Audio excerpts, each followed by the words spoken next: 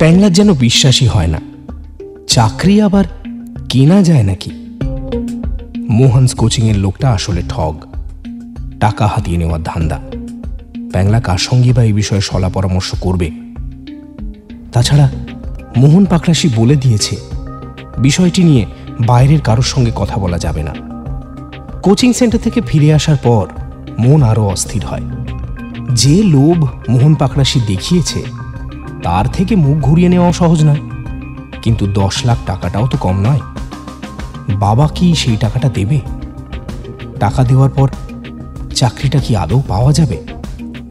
প্যাংলার মাথায় এই সব প্রশ্নই ঘুরপাক খায়। টুম্পা কলেজের জন্য বেরোতে যাবে এমন সময় তাকে আটকায় হরেকৃষ্ণ বারিক। তারপর বলে, একটা সম্বন্ধ হয়েছে, ছেলে সরকারি চাকরি করে। টুম্পা বলে, তো তাতে আমি কি করব? হরেকৃষ্ণ বারিক বলে, না তে একবার দেখতে দোষ কি? টুম্পা বলে, শোনো আমার সময় নেই। এই কথা বলে সাইকেল নিয়ে দুপায়ে গিয়ে যায়। হরেকৃষ্ণ বারিক বলে, সরকারি চাকরি না পেলি আমিও হাড়গিলের সাথে তোর বিয়ে দেব না, এই আমি বলি রাখলুম। হ্যাঁ। টুম্পা এবার ঘাড় ঘুরিয়ে তাকায়, তারপর বলে, একটু ভরসা রাখো, চাকরিও ঠিক পাবে। কোন ভরসায় টুম্পা এই কথা বলার সাহস পায় সেটা সে নিজেই বুঝতে পারল না। সরকারি চাকরি কি প্যাংলার দ্বারা আদৌ হবে? না হলে তো ওর নাক কাটা যাবে। এইসব ভাবতে ভাবতেই টুম্পা সাইকেল চালিয়ে বড় রাস্তায় ওঠে। আজ বিকেলে আবার প্যাংলার সঙ্গে দেখা করার কথা।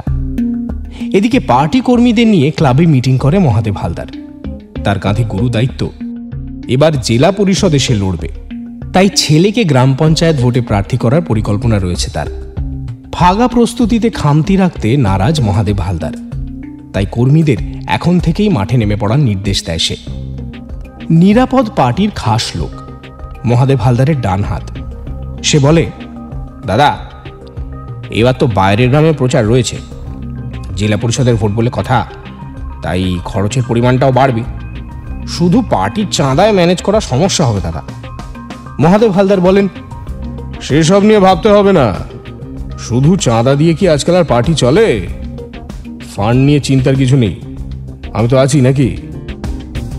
এদিকে প্যাংলা ঠিক করে কোনো মতেই সে ঘুষ দিয়ে চাকরি নেবে না। যদি মোহন পাকড়াশি বেইমানি করে তাহলে সবটাই জলে যাবে। তাই কোচিং সেন্টার মুখও সে আর হলো না।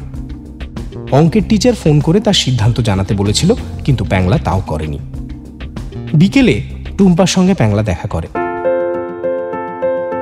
টুম্পা বলে, শোনো বাড়ির লোক আবার সরকারি চাকরি নিয়ে পড়েছে।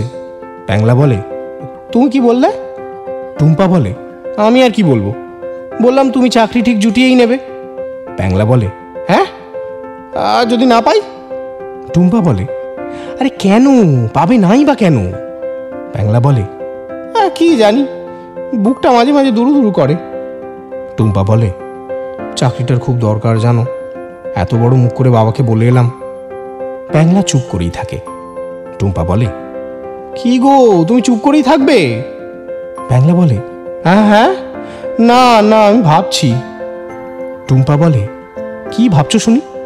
প্যাংলা বলে, ভাবছি যে চাকরিটা পেতেই হবে। এই কথা শুনে মুচকি হেসে প্যাংলার দিকে টুম্পা তাকায়। প্যাংলা টুম্পার মুখের হাসি দেখে মনে মনে ঠিক করে অঙ্কের টিচারকে একবার ফোনটা করতেই হবে। এদিকে মহাদেব হালদার মোহনস কোচিং সেন্টারে গিয়ে কথা বলে। হাড়ভাঙা ব্লকে একটাই গ্রুপ ডির পদ। এই পদে চাকরি পাওয়ার জন্য অনেকেই 10 লক্ষ টাকা দিতে রাজি হয়ে যাবে। মোহন পাকড়াশি মহাদেব হালদারকে জানায় তারা ইতিমধ্যেই ক্যান্ডিডেট খোঁজা শুরু করে দিয়েছে। মহাদেব হালদার জানায় চাকরিটা তাদের পছন্দ করা ক্যান্ডিডেটই পাবে, কিন্তু তাকে 7 লক্ষ টাকা দিতে হবে, আর বাকি 3 লক্ষ টাকা পাবে মোহনস কোচিং সেন্টার। প্যাংলা বাড়িতে জানায় যে তার 10 লাখ টাকা লাগবে চাকরির জন্য। ফণীভূষণ টাকার বিনিময়ে চাকরির পক্ষপাতী নয়। না, বেআইনিভাবে চাকরি পাওয়া নিয়ে তার আপত্তি নেই, কিন্তু তার ভয় টাকাটা যদি চোট যায়। কিন্তু প্যাংলা নাছোড়বান্দা, না দিলে সে রক্তারক্তি কাণ্ড বাঁধিয়ে দেবে। ফণীভূষণ চিন্তায় পড়ে। অঙ্কের টিচারকে ফোন করে প্যাংলা। অঙ্কের টিচার প্যাংলাকে জানায় এখন আর টাকা জোগাড় করে লাভ নেই, অনেকটা দেরি হয়ে গেছে। ইতিমধ্যেই তারা একটা ক্যান্ডিডেটের সঙ্গে রফা করে ফেলেছে, চাকরিটা তাকেই দেওয়া হবে। যদিও সেই ক্যান্ডিডেট এখনো টাকা জমা করেনি। প্যাংলা অঙ্কের টিচারের কাছে কাকুতি মিনতি করে চাকরিটা যেন তাকেই দেওয়া হয়। 2-1 দিনের মধ্যেই সে মোহনস কোচিং সেন্টারে গিয়ে টাকা জমা করে আসবে। অঙ্কের টিচার তাকে চূড়ান্ত কিছু জানায়নি। সে বলেছে মোহন পাকরাশির সঙ্গে এই ব্যাপারে একবার কথা বলতে হবে।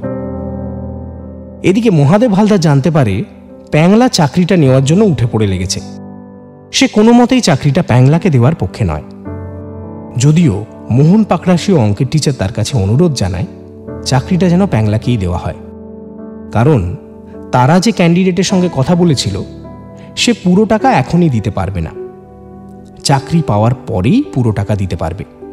কিন্তু প্যাংলা একবারেই পুরো টাকাটা দিতে রাজি। এই কথা শুনে মহাদেব হালদার প্যাংলাকে চাকরি দিতে রাজি হয়। কিন্তু মোহন পাকরাশি বলে প্যাংলাকে চাকরি পেতে হলে তার কাছে গিয়ে কথা বলতে হবে। প্যাংলা তার বাবাকে জানায় যে চাকরি পেতে গেলে শুধু টাকা দিলেই হবে না, মহাদেব হালদারের কাছে গিয়েও কথা বলতে হবে। ছেলের মুখের দিকে তাকিয়ে ফণীভূষণ রাজি হয়ে যান। রাতে মহাদেব হালদারের বাড়িতে যায় ফণীভূষণ ও প্যাংলা। মহাদেব হালদার রাজি হয়ে যায়। 10 লাখ টাকা মোহনস কোচিং সেন্টারে জমা করতে বলে। কিন্তু প্যাংলাকে চাকরি দেওয়ার পক্ষপাতী নয় লম্বু তপন। মহাদেব হালদার তাকে বলে, কে চাকরি পাচ্ছে সেটা আমার কাছে গুরুত্বপূর্ণ নয়, গুরুত্বপূর্ণ হলো পার্টির ফান্ড জোগাড় করা, বুঝলে, এবং সেটা যেভাবেই আসুক না কেন। দেবলার ফিক্সড ডিপোজিট ভেঙে 7 লাখ টাকা তোলে ফণীভূষণ। বাকি 3 লাখ টাকা দোকানের পুঁজি থেকে নেয়। ফণীভূষণকে সঙ্গে নিয়ে মোহনস কোচিং সেন্টারে যায় প্যাংলা। তারপর 10 লাখ টাকা জমা করে।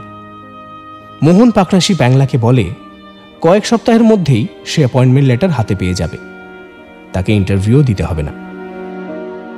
এদিকে বেশ কয়েক সপ্তাহ কলকাতায় থাকার পর অতিষ্ঠ হয়ে ওঠে কালু। তাহার আর এই শহুরে জীবন পোষাচ্ছে না। সে ঠিক করে কাজ ছেড়ে সে গ্রামে ফিরে আসবে। প্যাংলাকে ফোন করে সেই কথা জানায় কালু।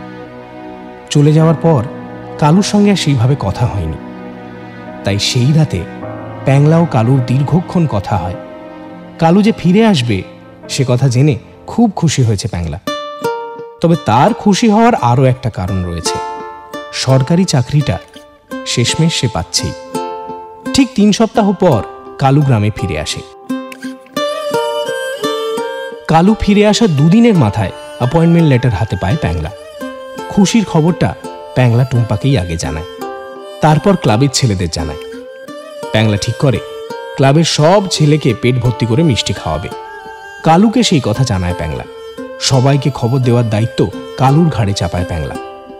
বিকেলে ক্লাব চত্বরে শুরু হয় সেলিব্রেশন। হই হুল্লোড়ের সাথে চলে দেদার মিষ্টি মুখ।